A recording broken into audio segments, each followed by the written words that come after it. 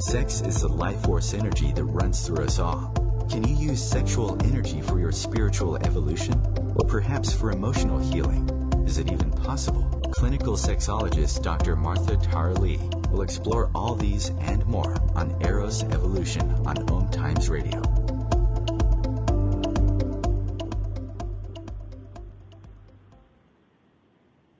Hello, and welcome to Eros Evolution. This is where sexuality and spirituality meets. My name is Martha. I'm a clinical sexologist with a doctorate in human sexuality, and I'm from Eros Coaching. That's eroscoaching.com. Do you know that there are a couple of relationship terms that have recently become really popular? In case you don't know, there are terms like ghosting. This is when somebody who you are in relationship just disappears and stops contacting you. And we don't mean dating someone, we mean you're actually in a relationship with that person. Then there's also breezing. This is when people come and go really easily and they don't really care. Kind of like really chilled about the whole thing about being in a relationship with you. Then there's gaslighting. This is not a new term, but gaslighting has become more popular. This is when the person that you are in relationship with is making you think that you are psycho. So they would start saying things like, don't you remember you said that? So after a while, you start thinking that, are you losing your mind? So they're messing with your mind, and that's gaslighting. So there are a lot of other terms that have come up recently, and I published an article on Huffington Post about ghosting, breezing, and gaslighting. And earlier this week, I published another 9 relationship terms, and you can find it by going to Huffington Post. Don't you know these 9 relationship terms? Or you can go to my website, that's eroscoaching.com. On the blog, you'll be able to see that. So let me just run through the 9 terms very briefly. And they are breadcrumbing, benching, cushioning, foodie call,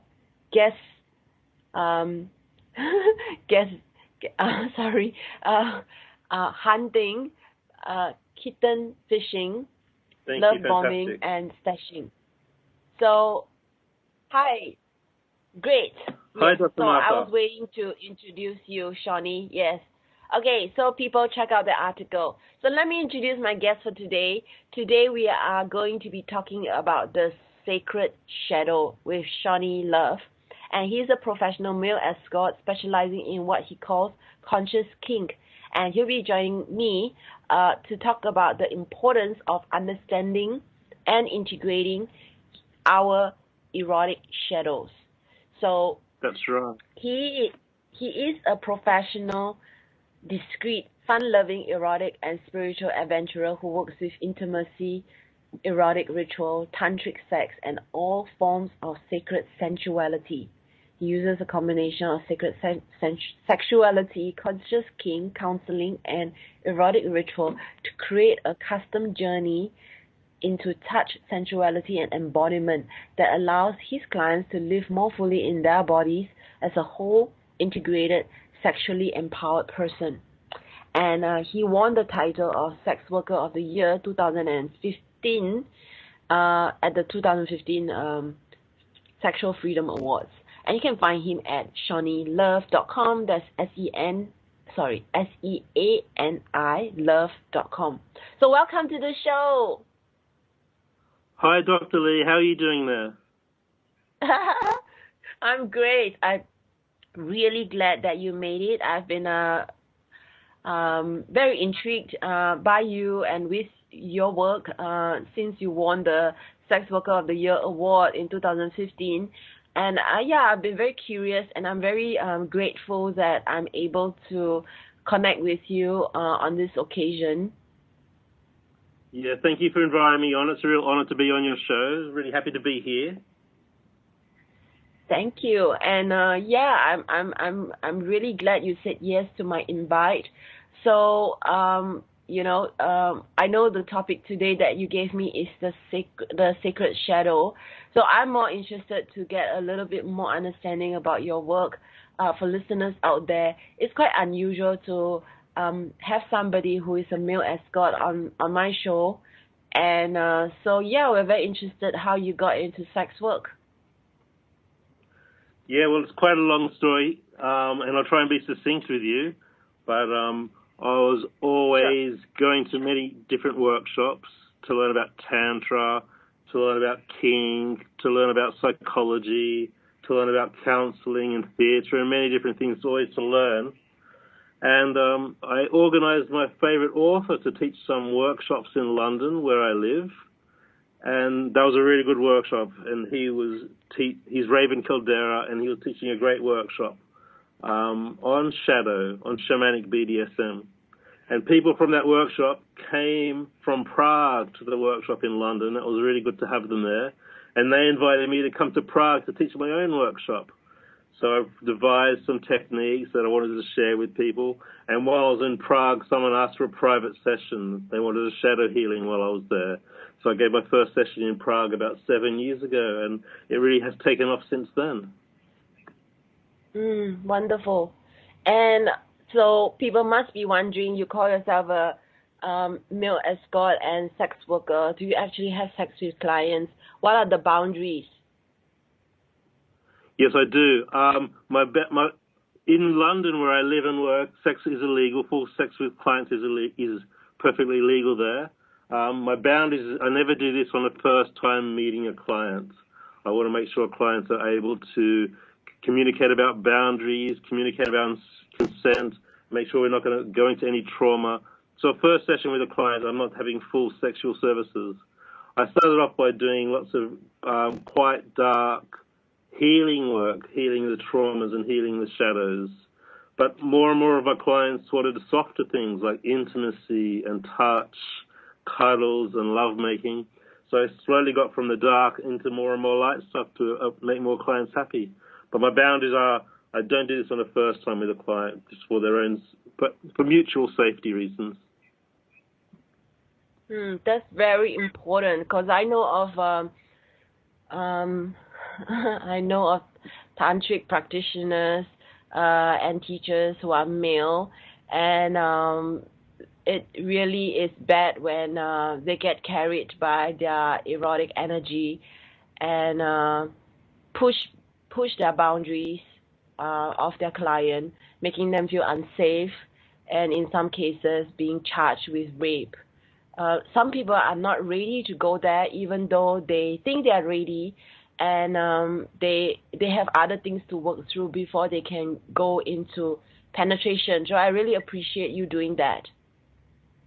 Yeah, I agree. I've heard lots of bad stories about people being re-traumatized because they said yes to things they shouldn't have said yes to, and practitioners pushing people to do things that they're not ready to do. So it's very important to have that boundary to not do this on a first session. So, and you know, a lot of... go on. Sorry, go on. With many clients, I don't do anything penetrative at all. Sometimes it's not about that ever. Sometimes it's about other kinds of touch or becoming powerful or expressing emotions. Sometimes there's no penetration. Many times there's no penetration at all. Yes, and that's really important for them to get to a place of being able to say, no, I don't want this. This is what I want. Please do this. And yeah, because a lot of women don't feel that they have permission to do that, especially being told to shut up and look pretty their whole lives. It's really difficult being able to do that with a masculine person. Yeah, absolutely. We're all socialized in different ways, and many women are socialized to not seek their own empowerment, not seek their own pleasure. So a big part of coming to me for a session is learning how to articulate what you want to explore, learning how to say how you'd like to be touched, what boundaries you have. A lot of people don't know how to ask for things or how to express their boundaries. So when my clients are coming to me, it's a big learning system for them. So it can be very empowering. So this show is on OMTimes Radio Network, and most of the people who tune into our show usually are more conscious. You know, they are into spirituality and evolution, and this show is always about the link between sex and spirit. And some of them may be not exposed to the world of sex work. And some of them may be thinking, especially the men listening to this, they may be thinking, oh, you must have like the best job, you know, for a man, you get to, have sex and have lots of sex. So it would be really useful if you could share a little bit about the challenges that you have, that this is not for everybody. Sure. I'd just like to say hello to all the men listening and also to the whole OM network. So the biggest part of my work is my emotional availability or my emotional agility. Because when we're working closely with sexuality, emotions are coming up all the time when people are encountering themselves for the first time. So the first thing to become a successful practitioner in this field is to have a really strong emotional versatility. So, for example, people can change their emotions really quickly. They can be really happy and laughing. Then you can touch something that brings up anger, or then you might touch something that brings up their tears and they start crying. And as the space holder, the main job is to be able to hold the client through that emotional journey. That comes first and foremost before you go anywhere near sex or hands-on stuff, is knowing how to hold space. In a nutshell, the biggest skill is how to hold space for people. Yeah. People do project onto me that I have the best job in the world, and there's many beautiful aspects to it. And, yeah, I think the world needs more conscientious, capable, and ethical practitioners. So if there's people out there who want to get into it, I would encourage that. Thank you very much for sharing that. So more with Seani after the break. Thank you. See you soon.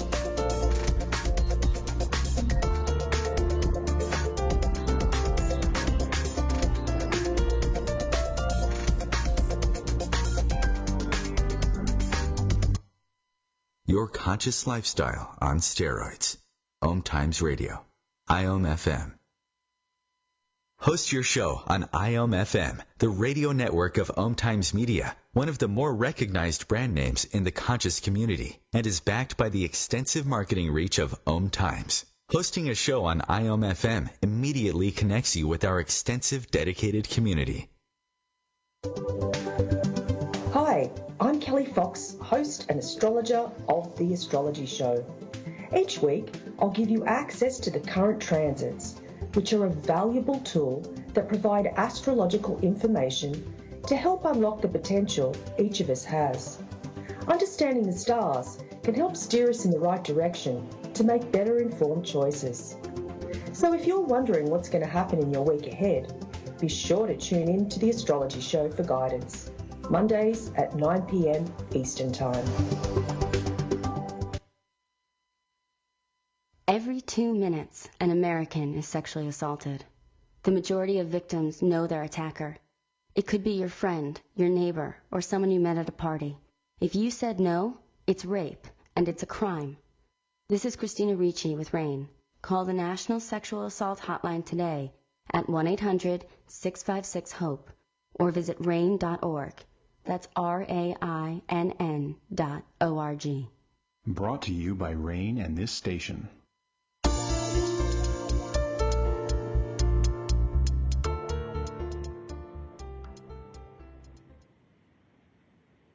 And welcome back. You are listening to Eros Evolution on the OMTimes Radio Network, and you can share this show with your friends by going to the link omtimes.com/mobile. With this link, you can listen to the show without needing to download any app. So we are with Seani Love, and you can find him at seanilove.com. That's Sean with an I. And he's Australian-born, UK-based professional male escort, offering private sessions for individuals and couples. And he also runs workshops on conscious kink, BDSM, sacred sex practices, and different combinations of things. And it is very rare for me to come across a male escort, and especially somebody that I feel comfortable interviewing. And I knew enough about him and his work to trust that he would be somebody who would be worth interviewing.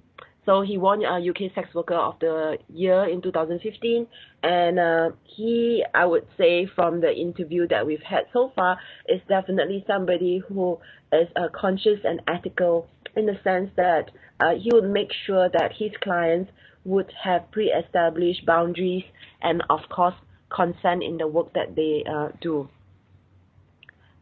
So tell me more about Sex Worker of the Year. So, Seani, would you say that you beat out the other female sex workers? I'm certain in that category you would have a lot of competition.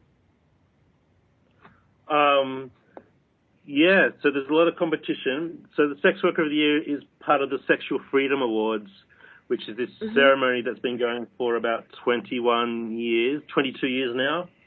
And they like to celebrate and honor different people who are like pioneering in the field of sexuality. Some of them are the Activist of the Year, Sex Worker of the Year, but also things like Striptease Artist of the Year, people who are doing pioneering and beautiful things. And so I got nominated in 2015, and so did many other people. And the other winner that year was Mistress Titania, an amazing woman doing great work. And if you look at Sexual Freedom Awards on Google, you'll see the other winners. There's many amazing people out there. But I think there's a lot of shaming around the industry, and a lot of shaming around female sexuality. So I'm in a fortunate position, or privileged position, being male. I can be really out about my work, and I can be very vocal and speaking about it in public.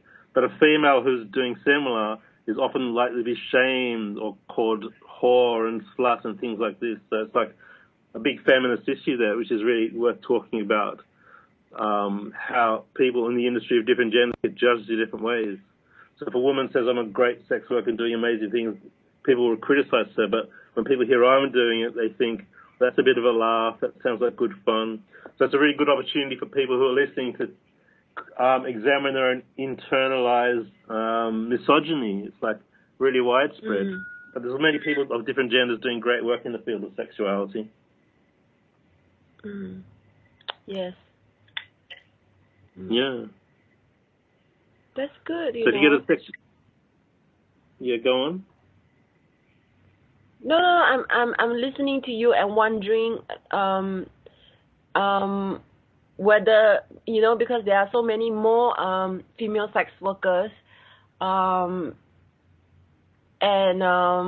most people are quite guarded towards, like safety around men.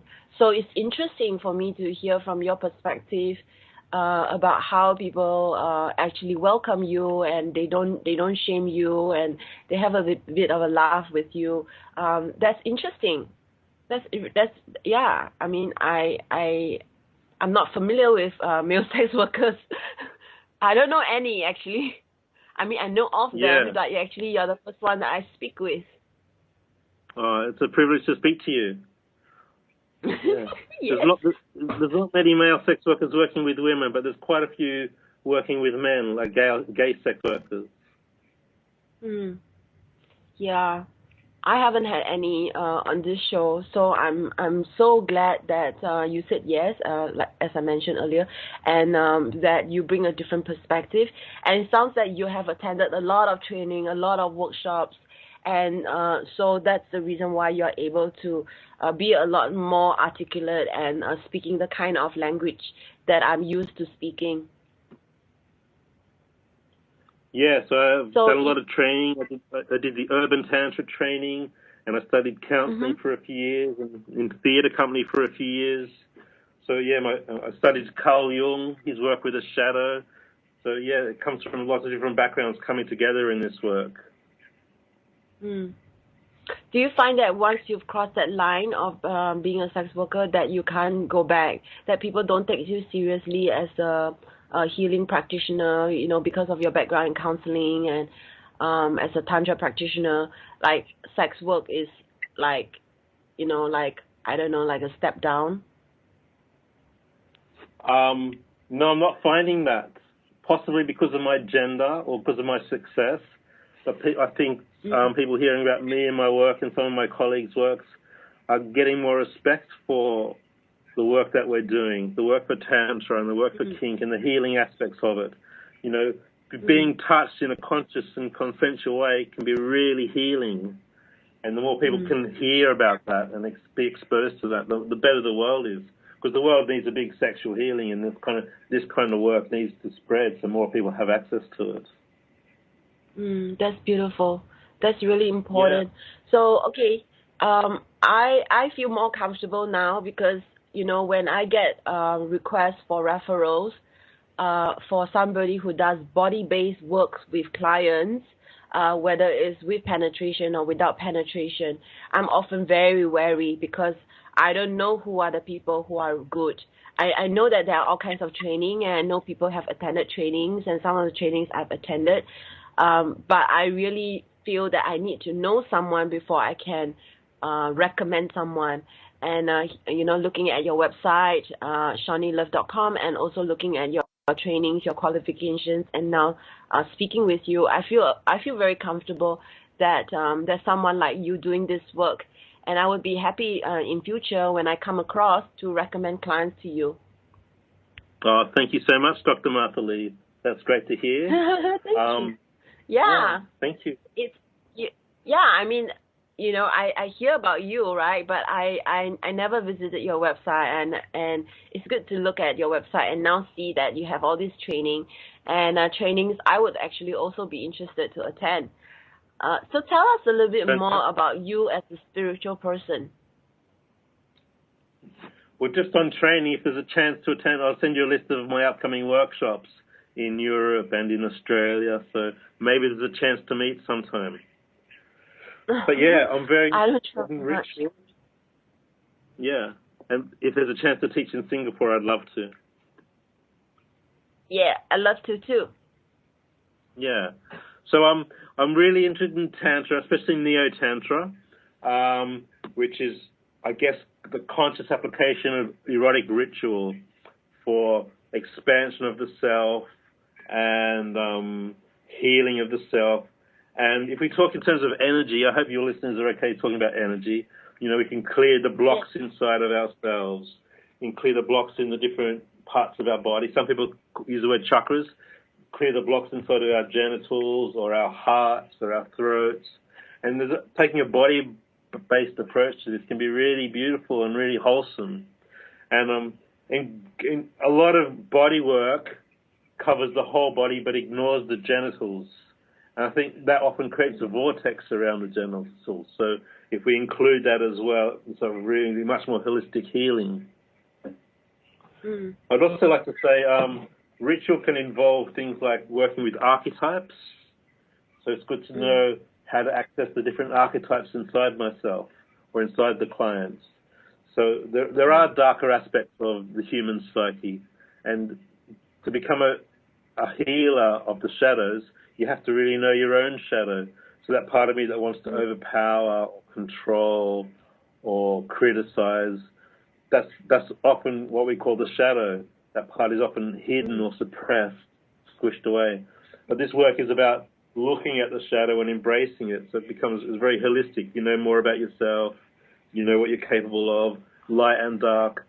And then when you see the shadow in somebody else, you're much more able to work with that person for healing. So there's a big ritual element to this kind of work. That's beautiful. Thank you. So tell me more about ritual when it comes to spirituality.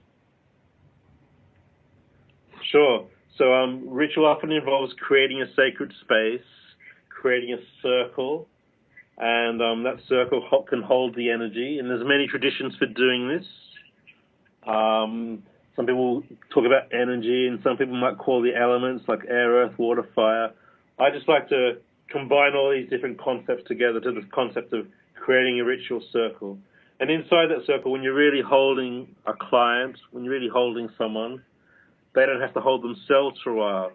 So they can start to open up and they can access those spiritual parts of themselves a bit better. They can access the archetypes, tune into their divine nature. So they can tune into that, where they're both an animal and a spirit at the same time. And that's where you can go in these rituals using Tantra and conscious touch and archetypes. You also bring in stuff like breath and safety and empowerment and voice. And this all comes together to create really powerful rituals, very spiritually connected rituals. Mm. That's beautiful. Let's talk a little bit about shadow healing. Maybe a little bit about what is shadow for people who don't really understand. Sure. So there's a guy called Carl Jung, and I worked a lot with his work, and he talks. I'm using his definition of shadow in this context, and he says we're all got these parts of our psyche, part of our minds that we have to hide away from our culture, hide away from our family, hide away from even ourselves. And I'm especially interested here in the sexual parts.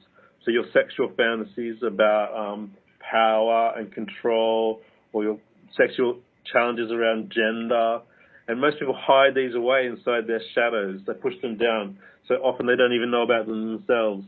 But shadow healing on the first level is to turn around, know that these shadows are there, and sort of light a magical candle, metaphysical candle, and light the candle and turn around and look at these shadows, consciously go in, because they're already there. We're just taking a conscious approach to exploring them. It can be very powerful to shine a light on the darker parts of yourself. Beautiful. Thank you. So, we have a break, and we'll come back and understand more about shadow healing. Okay, speak to you in a minute.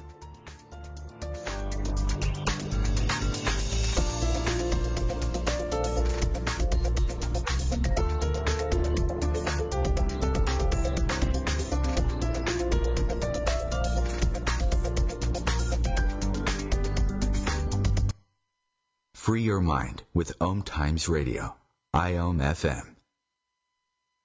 OMTimes Magazine is one of the leading online content providers of positivity, wellness, and personal empowerment, a philanthropic organization.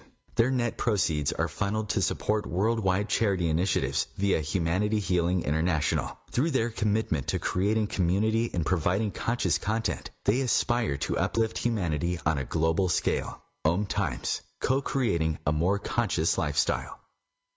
More than 24 million Americans have an autoimmune disorder, and that number continues to grow. I'm Sharon Saylor, and I'm one of those 24 million. To put that number in perspective, cancer affects about 9 million and heart disease up to 22 million. That's why I've brought together top experts and those thriving regardless of their diagnosis to bring you the latest, most up-to-date information. Join me, Sharon Saylor, Friday night, 7 p.m. Eastern, for the Autoimmune Hour on Life Interrupted Radio to find out how to live your life uninterrupted. What's up? This is Brad and Mike from Lincoln Park for Life Beat, the music industry fights AIDS. Listen up, times are tough and you get a lot of things thrown your way. If you're being pressured to have sex and you're not ready, then say no. If you're having sex, be smart and use protection. Respect yourself and protect yourself. For more information, call the National AIDS Hotline at 1-800-342-AIDS or log on to www.lifebeat.org.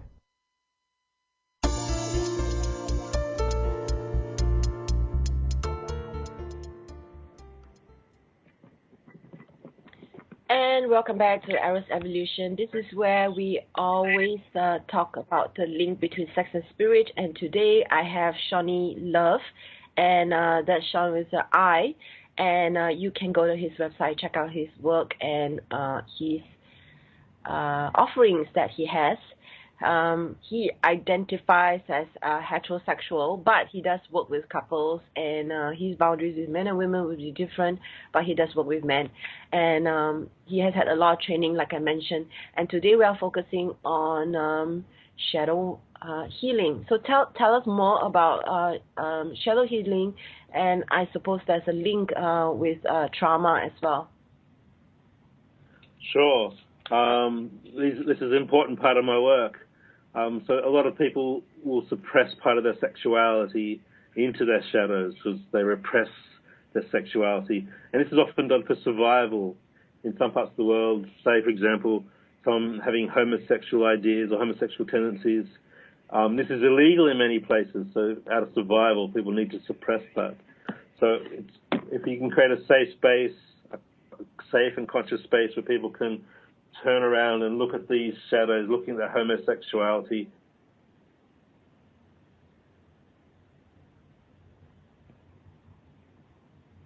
Hello, you cut out.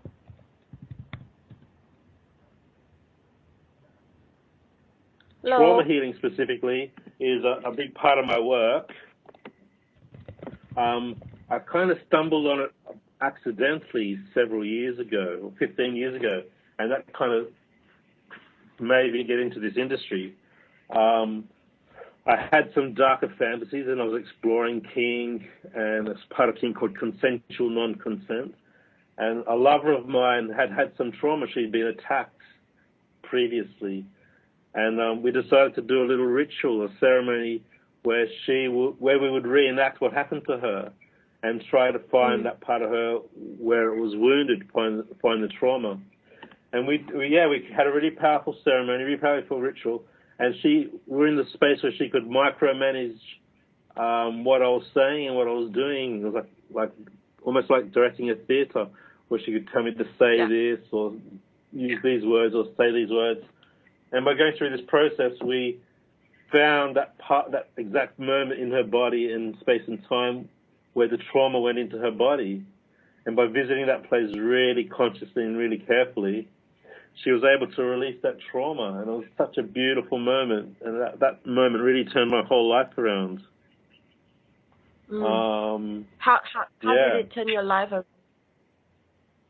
Because before that, I'd had all these darker fantasies and didn't really understand them. But by exploring them in this conscious way, I realized there was a powerful healing there. So what I was previously ashamed of, I then realized this is powerful medicine for the world. And it was at that moment that I said, well, I'm going to learn more about this. I'm going to embrace it. I'm going to be open about it. And after that, I started studying counselling and other techniques for healing trauma. Because, I found the trauma accidentally. The trauma releases accidentally, but then I realized this is really important. So I went on to study it in more depth. So, it was a very powerful moment. You can hear me okay? Yes, now, yes.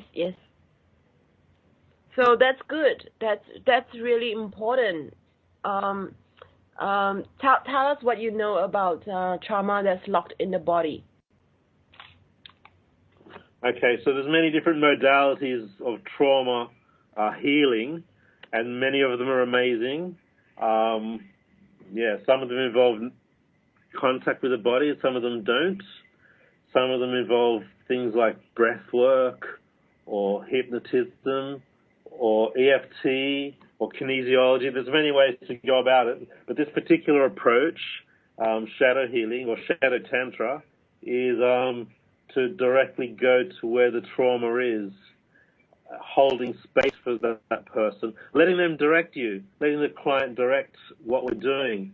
So if you're interested in some of your listeners will be interested in counselling, and they'll know an author called Carl Rogers, and his approach to person-centered counselling, but we're using that to apply it to the body. So the receiver or the client is very specific what to do and when to do it. So they're directing the scene, and they can direct how close you get to the pain, whether it's released or not. And by having the receiver really direct what's going on, they're already in control of the journey. And you have to be willing to go to the darker places, because a lot of the trauma is in darker places. There can be a lot of emotion release, sadness or anger can be visited. So if a client's going to get angry, because the anger's already in their body, the practitioner has to be someone who's strong enough to hold them in that anger. So that's a big part of the training, is that emotional agility, the emotional stuff. Yeah, does that make sense? Yeah, it makes a lot of sense. What I'm interested in as a practitioner, maybe I'm asking this more for my benefit rather than for listeners, is how do you as a practitioner who holds space for other people take care of yourself? Because I work with clients and I'm an empath, so I absorb their negative emotions, and for many years it was very difficult for me to process what they do, what they feel, even though I don't do body-based work. So for you to hold space for people with all these emotions, like how do you work that through your body, and how do you take care of yourself? Yeah, this is such a vital question. This is like a lifetime practice. So for myself, I do things like hot yoga, and body-based stuff is going to hot yoga or going to the gym or exploring kink with my lover. Powerful ways to be emotional. I need to be able to release that emotion. So if someone releases anger in my room or sadness in my room, I can hold that and then they can be free of it. But later on, I need to release it. So I can do that by dancing in the 5 rhythms, or going to the gym, or meditating, or singing, or shouting. And over the last couple of decades, I guess, I've developed my own ways to deal with that. But they're going to be different for every person. So some people will be about sex, some people will be about crying, some people might be about hiding under the duvet and eating pizza.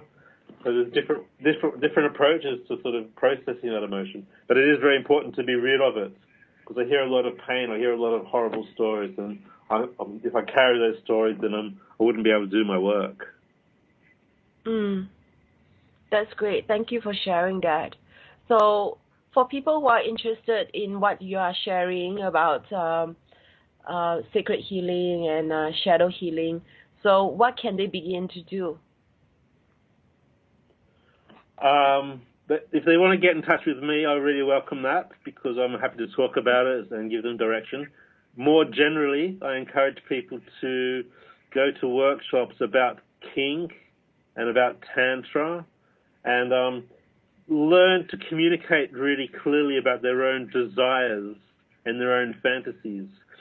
I think most people listening will have suppressed desires and suppressed fantasies, often kinky or erotic.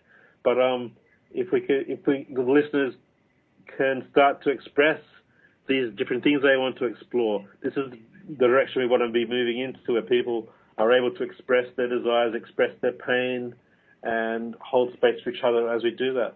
So, going to lots of workshops, learning about different techniques, learning about their own body, learning about their own sexuality, encouraging people to push their own boundaries. So looking at their own... I was brought up in a very homophobic culture in Australia in the 1980s. So I think a lot of people will have homophobia built into their body.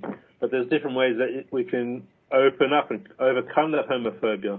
I mean, even flat-out gay people have internalized homophobia, but there's ways to confront that or deal with that, and that's just to be in presence with people of the same gender and take some breaths together. Or if you have fantasies about surrender or robe, it's to find a way to talk to your lovers and partners, go to workshops about that. So there's lots of resources out there, and there's some great teachers doing amazing things. There's many resources. So, you are based in London. So for people who are not in London, how can they work with you?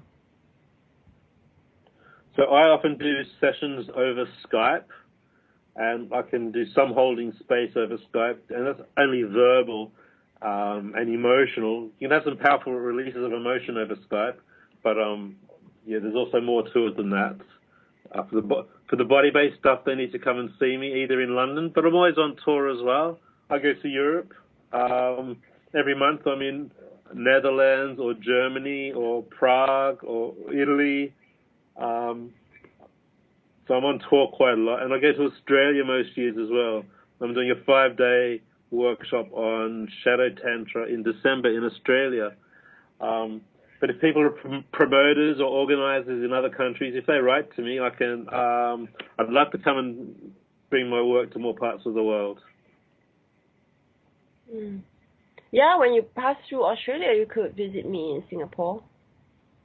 Yeah, I'd love to. Yeah, let's talk.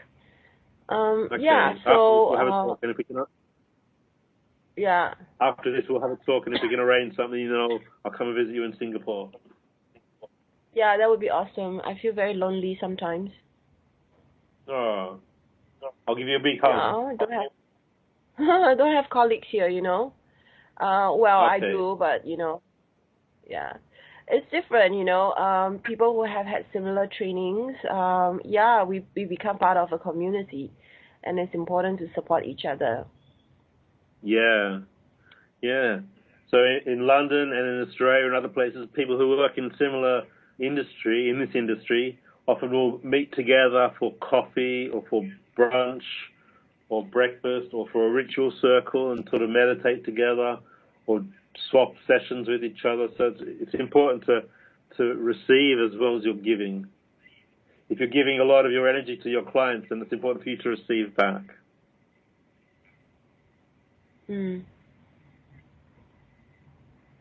Yeah. Is there anything you'd like to elaborate on based on what you've covered so far? I'd like to say my training comes from many different places, and it's worth naming some of them because these people are also on tour quite a lot. So if your listeners have access to visit people like Raven Kildera or Barbara Corellis or Dossie Easton or Rebecca Lowry, then they should go out and visit those people because those trainers are also really amazing, doing very special things. Yeah, it's good that you do a shout out to them for them. I have had Rebecca and Laurie and Barbara Corellis on this show. So yeah, I'm very happy that there's that endorsement for them. I would look more into their work to see if I have other things that I can learn from them. They're very amazing people, yeah. So we're gonna have a break. Yeah, we have a break now. Yeah, after the break, okay. I really like to ask you more about Shadow Tantra.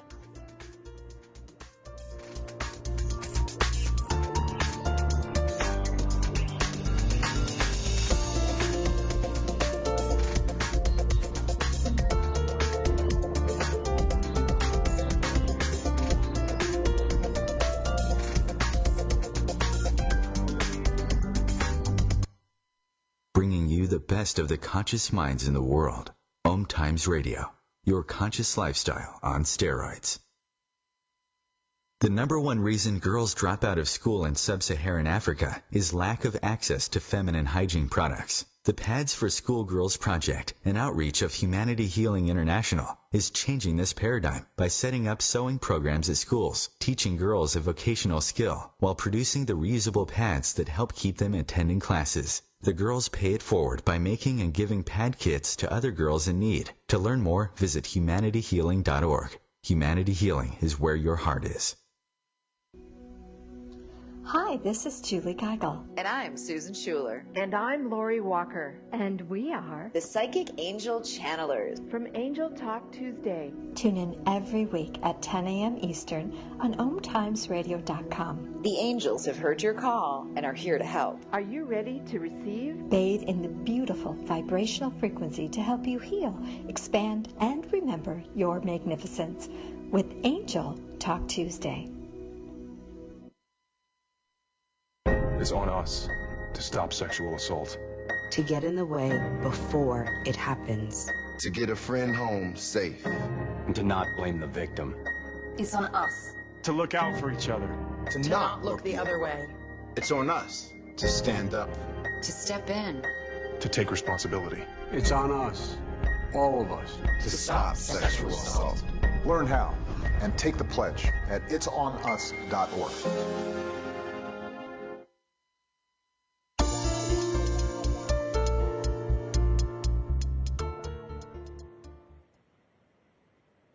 And we are into the last 15 minutes of today's show. Time really flies very quickly. We're talking about the Sacred Shadow with Seani Love, and he's a professional male escort specializing in what he calls conscious kink. And He won the title of Sex Worker of the Year 2015 at the Sexual Freedom Awards. And you can find him at seanilove.com. That's SEANI love.com. I'm looking at his website, and he actually has a 5-day Shadow Tantra Practitioner training.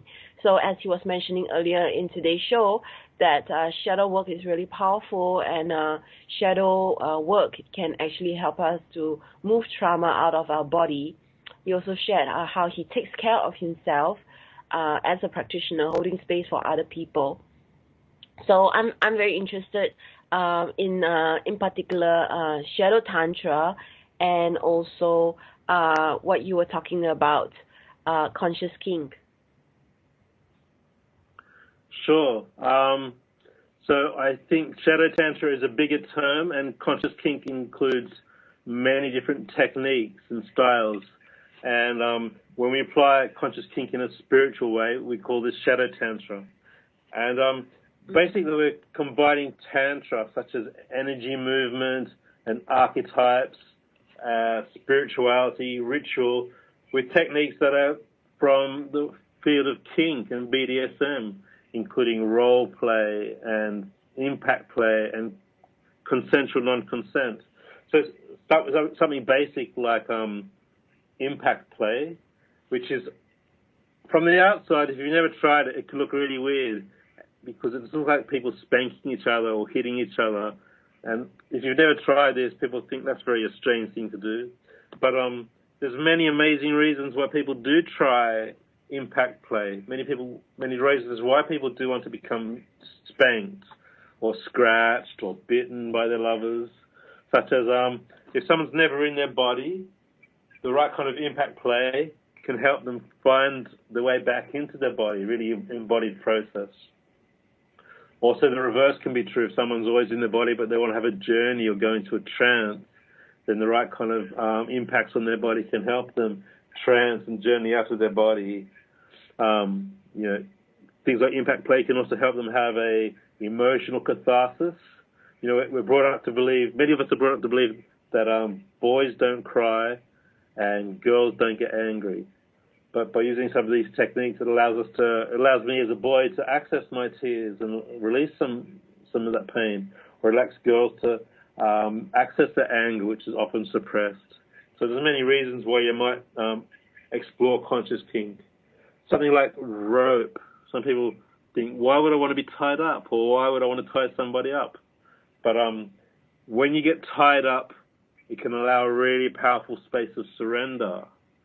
It can take away all your responsibilities for a while, and you can stop thinking and come out of your head and really get into your body and feel really held by the person who's tying you up. It's really beautiful, really healing to allow someone to tie you, and allows you to surrender, access emotions, and to feel really held like nothing before. When someone ties you and holds you this way, it can allow such beautiful feelings to come up. Yeah. Beautiful.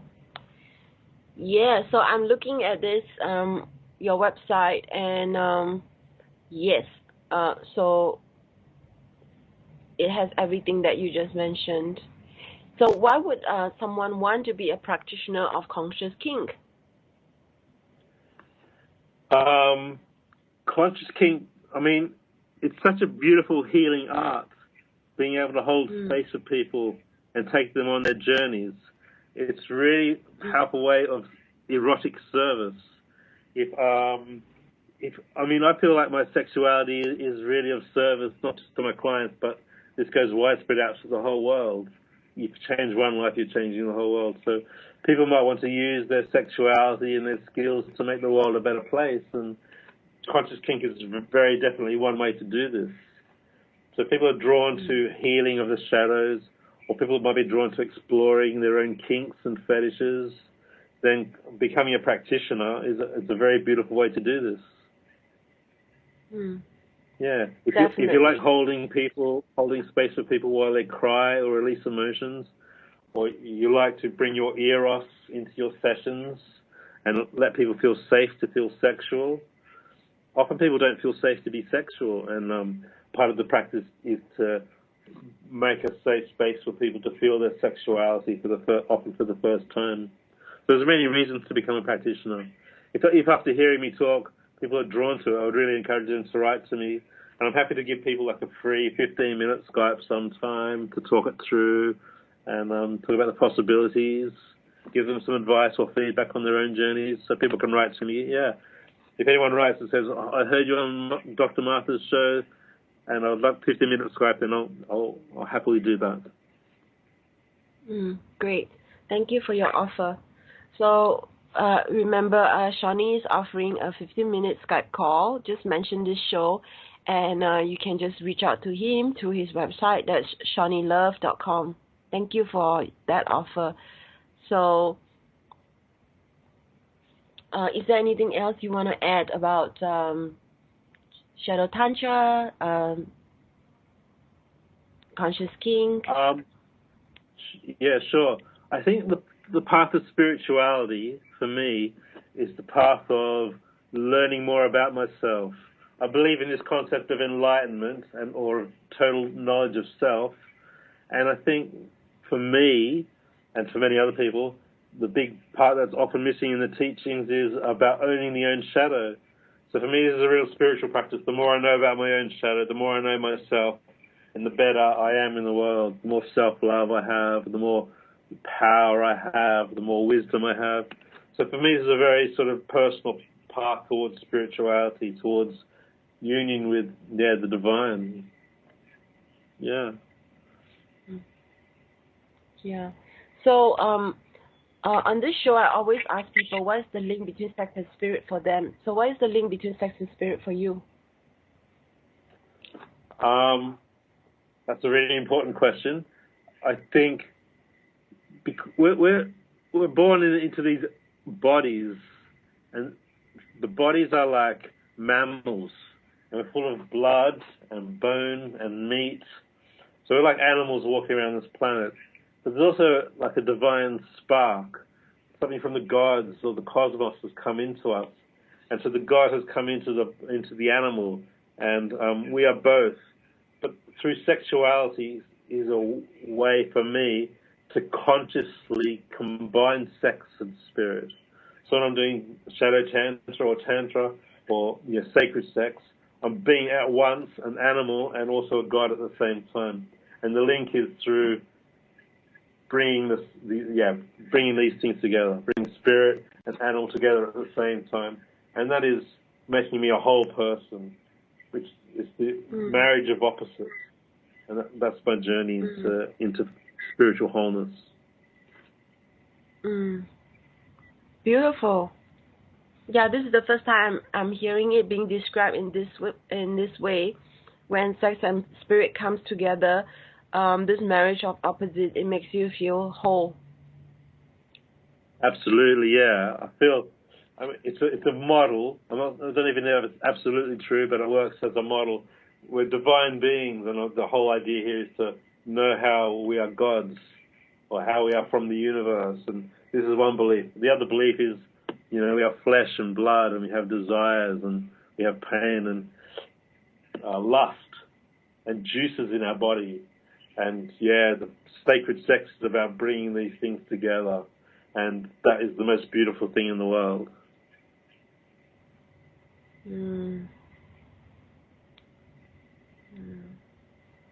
So we're just wrapping up the show. Is there maybe something practical that you can offer to listeners on what they can begin to delve into for themselves? I know earlier you mentioned attending workshops, but anything else that they can do by themselves for a start? Yeah, sure. Listeners that have partners, I would encourage them to maybe create a sacred space and sit down and talk to their lovers or their partners and say, is there any erotic fantasy you want to explore? Because that can help you learn more about yourself, and that way I can learn more about you.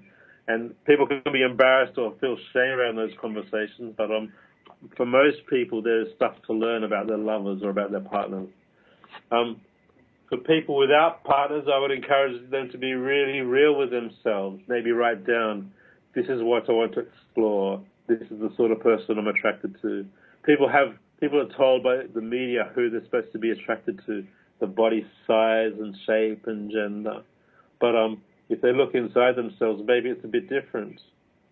They can, when they're on their own, if they're not with a partner, they can look at what society tells them about their gender, the gender roles. And you can look at what those gender roles mean for you. Some of the bits might be real and some of them might not be. So you can sort of deconstruct your gender, deconstruct your sexuality, and lead to a place of, more self-knowledge. There's many erogenous zones on the body, including like the nipples and the genitals, of course, but also something like the bum is not talked about very often, and there's a very sacred spot for many people in the bum, and a lot of people will not take the courage to talk about that, but I would encourage people to talk about all these different parts of the body. Yeah. Thank you for that suggestion. That's really useful. Creating a sacred space with your partner, listening and talking through with them. There are always things to learn, like you mentioned. And with yourself, you can journal. So this is the end of today's show. Thank you, Seani Love. And be sure to take up his offer of the 15-minute Skype call. And next week, we have a different guest. We're going to be talking about orgasmic meditation. So not orgasmic yoga, but orgasmic meditation. So for people who have heard of OMers, the slow one-taste movement, we're going to have somebody who is a practitioner talking about it from his point of view. So join us next week at Arrow's Evolution. Goodbye and have a great week ahead. Bye, everyone. Thank you, Dr. Mark.